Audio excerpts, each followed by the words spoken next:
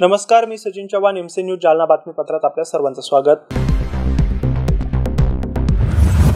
या बातमीपत्राचे प्रायोजक आहेत संजीवनी मल्टी स्पेशालिटी हॉस्पिटल, आपल्या आरोग्याची संजीवनी, the skill to heal, the speed to care. Jalna शहरातील मोती तलाव परिसरातील विसर्जन कुंडामध्ये जवळपास 200 दुर्गा देवीच्या मूर्तींचे विसर्जन करण्यात आले। याबाबत अग्निशामक दलाचे प्रमुख माधव पानपट्टे यांनी माहिती दिली आहे।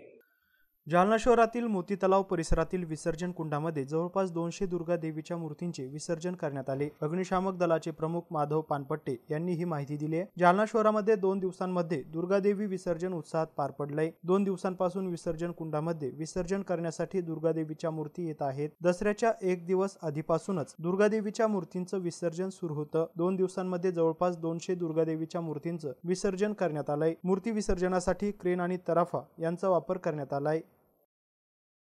मला हे सांगा की कशा पद्धतीने आता विसर्जन कुंडावर देवीचं विसर्जन होत आहे, काय सांगाल? नक्कीच या ठिकाणी कालपासून मूर्त्या येतात।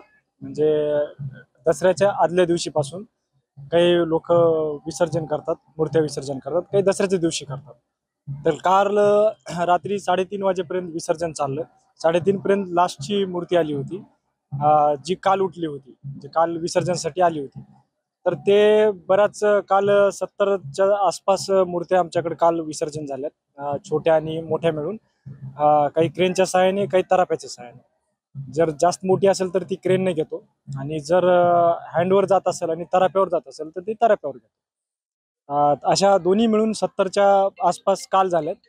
आणि आज जर बघता, आज थोडी जास्त आहेत, 100च्या वर आज विसर्जन झालेलं आहे आज तारखेपासून। म्हणजे आज एकूण अप्रोच 170-180 पर्यंत विसर्जन आज मूर्तीचं झालेलं आहे, दुर्गा माता मूर्तीचं। तर आता थोडं मध्यंतरी मोती तलाव येते, तलावामध्ये पाणी पातळी जास्त वाढल्यामुळे, म्हणजे गेल्या आठवड्यामध्ये तुम्ही पाहिलात की आपल्या शहरासाठी, आपल्या जिल्ह्यासाठी रेड अलर्ट होता, आणि बराच पाऊस मोठ्या प्रमाणात झाला होता आपल्या शहरामध्ये, आपल्या जिल्ह्यामध्ये। त्यामुळे आपल्या छोट्या छोट्या नदी आहेत, जे पुंडलिका, इथे सीना, या नदींना मोठ्या प्रमाणात पूर आला होता।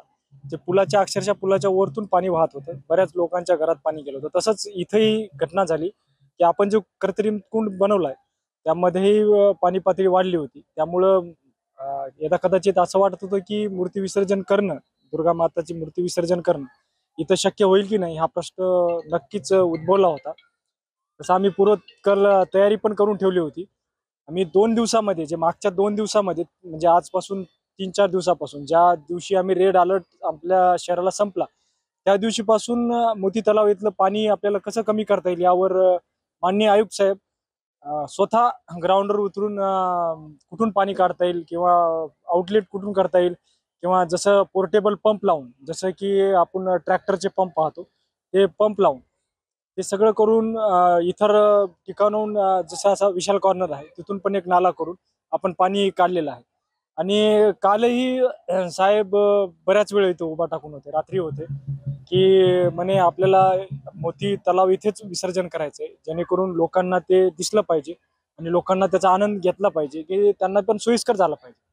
तर सर्व श्रेय तर माननीय आयुक्त साहेबांचं आहे, की ज्यांनी खरोखरच प्रयत्न केले आणि सर्व यंत्रणा हाताशी धरून आम्हाला सर्वांना प्रोत्साहन देऊन आम्ही रात्री माननीय शहर अभियंता साऊथ साहेब, नंतर स्वच्छता विभागाचे पंडित पवार साहेब, नंतर आपले चांदणे साहेब, आणि सर्व SI यांनी सर्वांनी चांगलं काम केलंय सर्वांनी। आणि आमच्या सर्व विजय फुलंब्रीकर असो, किंवा विजय आपला सचिन मेहरा असो, सर्वांनी भरपूर सहकार्य केले। त्यामुळे आज विसर्जन सुरळीत चालतोय, आणि विसर्जन खूप आतापर्यंत तरी कुठली घटना वगैरे झाली नाही, आणि योग्यरित्या आणि चांगल्यारित्या विसर्जन होत आहे। येस सर, निसर्गाने सुद्धा साथ दिली।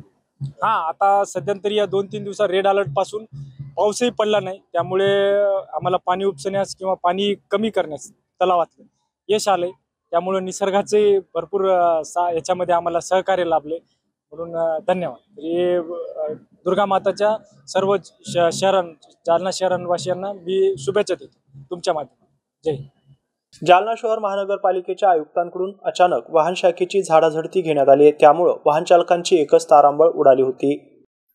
अतिवृष्टीमुळे जालना शहरात अनेक ठिकाणी कचरा गोळा झाला होता। आतापर्यंत सगळे परिसर स्वच्छ व्हायला होते, मात्र अद्याप झाले नाही। जालना शहर महानगरपालिकेच्या आयुक्तांकडून आज अचानक वाहन शाखेची झाडाझडती घेतली आहे। आपल्याकडे वाहन मोठ्या संख्येने उपलब्ध आहे, मात्र काही वाहन बंद असल्याचं निदर्शनास आलंय। वाहन बंद असल्यामुळे कचऱ्याचं संकलन होत नाही अशी परिस्थिती आहे। एकाच रस्त्यावर कचरा संकलनाची गाडी वारंवार फिरत असल्याचं निदर्शनास आलंय। मी या सर्व घटनेचा सविस्तर अहवाल मागवला असून दररोजचा मार्ग न पाळणाऱ्या वाहन चालकांवर बडतर्फ करण्याची कारवाई करण्याच्या तयारीत असल्याचा इशारा जालना शहर महानगरपालिकेच्या आयुक्तांनी दिला आहे।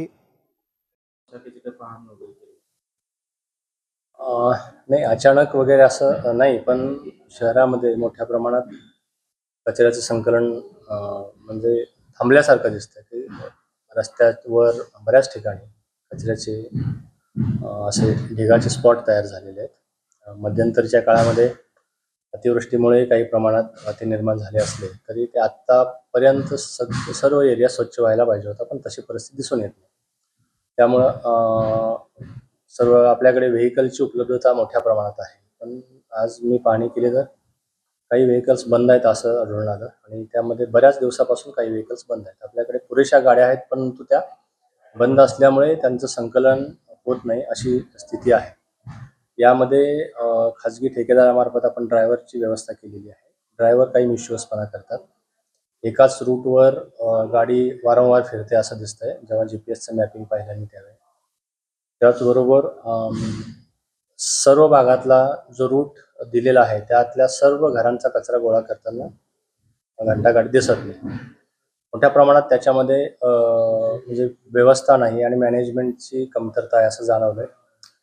तर मी स्वतः आणि आमची आता काही वरिष्ठ अधिकाऱ्यांची टीम म्हणजे सहाय्यक आयुक्तांपासून अतिरिक्त आयुक्त आणि मी स्वतः तर उद्यापासून आम्ही ह्या मोहिमेसाठी काम करणार आहोत। मला वाटतंय की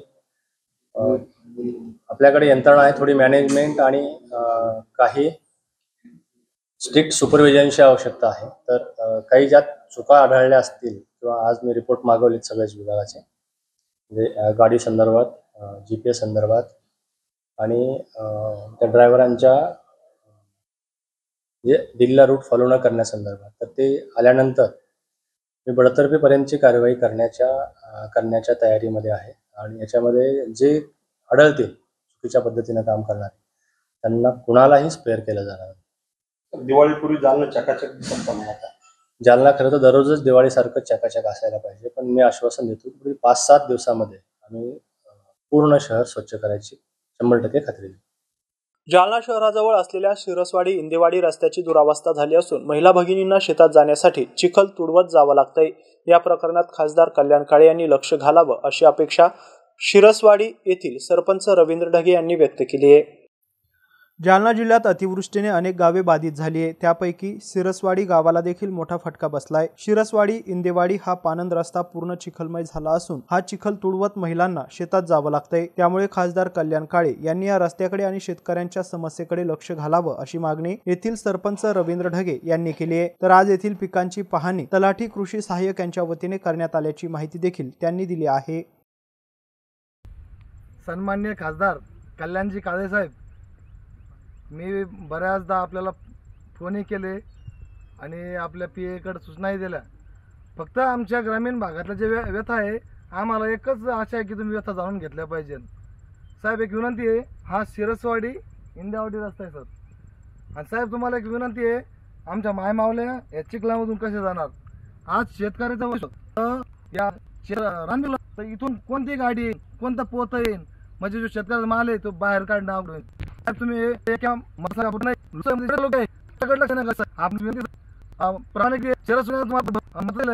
आणि मला असं वाटतं तुम्ही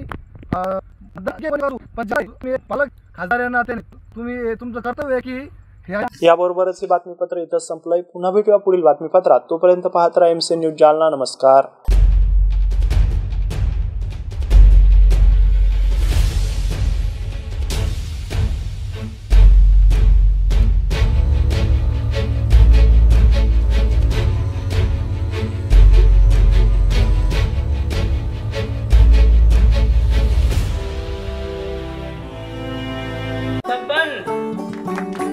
कलेक्टर साहिबा के हाथों से इनामी घर मिल रहा है। आपका घर बहुत सुंदर होगा ना? अरे नहीं बेटा, हम तो बहुत छोटे आदमी हैं। चाचू डोंट वरी, मैं बड़ी होकर आपके लिए और सबके लिए मजबूत और सुंदर घर बना के दूंगी। कालिका सरिया लाना मत भूलना। कालिका TMT सरिया कंक्रीट से करे मजबूत जोड़ और भूकंप संग आग से लड़कर घर को दे दीर्घायु। कालिका सरिया मैं भूली नहीं। बेटिया आप कलेक्टर। कालिका TMT, फैसला जो मजबूत हो। संजीवनी मल्टी स्पेशालिटी हॉस्पिटल, ऋषी पार्क, अंबर चौफुली, जालना।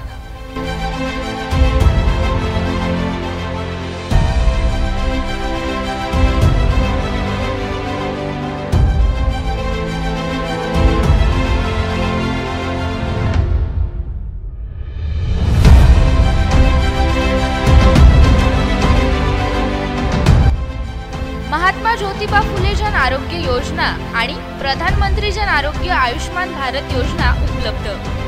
मेडिसिन विभाग, बालरोग विभाग, स्त्रीरोग विभाग, अस्थिरोग विभाग, सर्जरी विभाग, नाक कान घसा विभाग आणि पॅथॉलॉजी विभागात काम करणारी तज्ञ डॉक्टरांची team.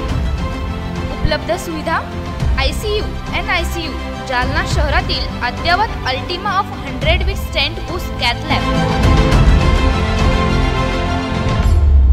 Modular operation theatre, dialysis विभाग, cardiac care unit CCU, angiography सुविधा, एंजियोप्लास्टी सुविधा, 24 तास अत्यावश्यक सेवा आणि कार्डियक ॲम्ब्युलन्स उपलब्ध।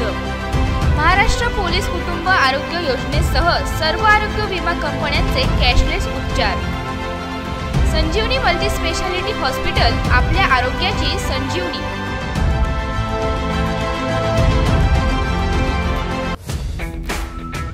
Kothari international dream school, CBSE pattern, शैक्षणिक वर्ष 2025-26 साठी प्रवेश देणे सुरू। शैक्षणिक वर्षासाठी LKG ते 9वी पर्यंत ऍडमिशन सुरू।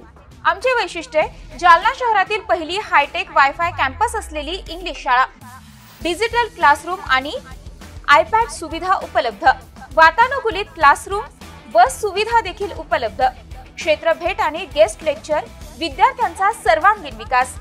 NCERTच्या धर्तीवर CBSE पॅटर्नची सुविधा उपलब्ध, अनुभवी शिक्षक वृंद, प्रशस्त क्लासरूम आणि प्रशस्त मैदान, रोबोटिक्स आणि कोडिंग यासह अनेक सुविधा विद्यार्थ्यांसाठी उपलब्ध। आपल्या मुलाच्या उज्ज्वल भविष्यासाठी एकदा अवश्य भेट द्या।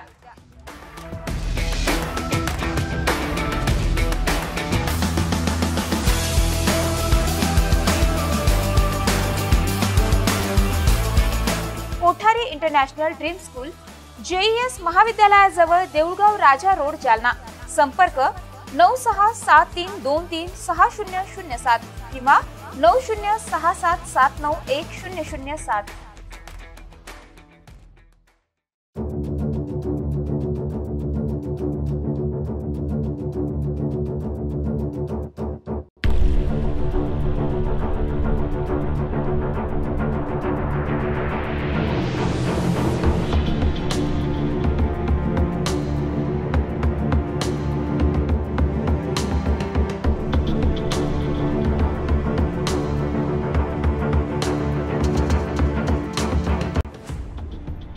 जालना शहर महानगरपालिका जालना यांच्यातर्फे जाहीर आवाहन। पावसाळ्याचे दिवस आले तरी आपल्याकडे होणारा पाणी पुरवठा स्वच्छ शुद्धीकरण करूनच करण्यात येतो।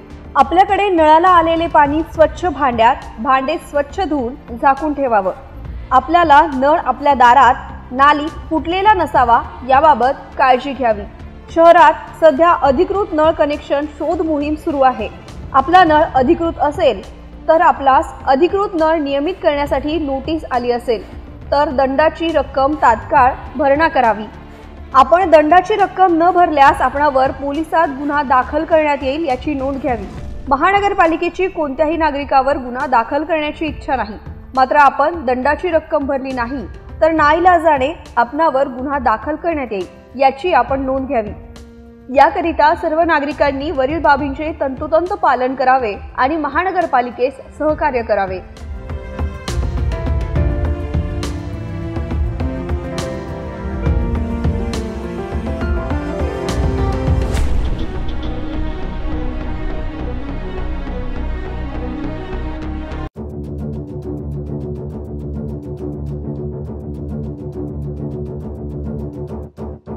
जालना शहर महानगरपालिका जालना प्रशासकीय इमारत रेल्वे स्टेशन रोड जुना जालना 433203 कार्यालय संपर्क 02482 230 मालमत्ता कर विभाग कर भरण्याकरिता उपलब्ध सुविधा QR कोड द्वारे ऑनलाईन पेमेंट POS मशीन द्वारे रोख रक्कम आणि धनादेश एवढंच लक्षात घ्या कर्तव्य विसरू नका आजच मालमत्ता कर भरा तुमचा कर तुमचं शहर स्वच्छ सुंदर आणि सुरक्षित शहरासाठी योगदान द्या आजच आपला मालमत्ता कर भरा आणि आपल्या शहराच्या प्रगतीला मोलाचा वाटा उचला कर्तव्य विसरू नका आजच मालमत्ता कर भरा तुमचा कर तुमचं शहर स्वच्छ सुंदर आणि सुरक्षित राहण्यासाठी योगदान द्या आजच आपला मालमत्ता कर भरा आणि आपल्या शहराच्या प्रगतीला मोलाचा वाटा उचला हक्क मिळवायचा तर जबाबदारीही स्वीकारा आजच मालमत्ता कर भरा आणि आपल्या शहराच्या प्रगतीत मोलाचा वाटा उचला तुमचा एक छोटा निर्णय शहराच्या मोठ्या बदलाला दिशा देऊ शकतो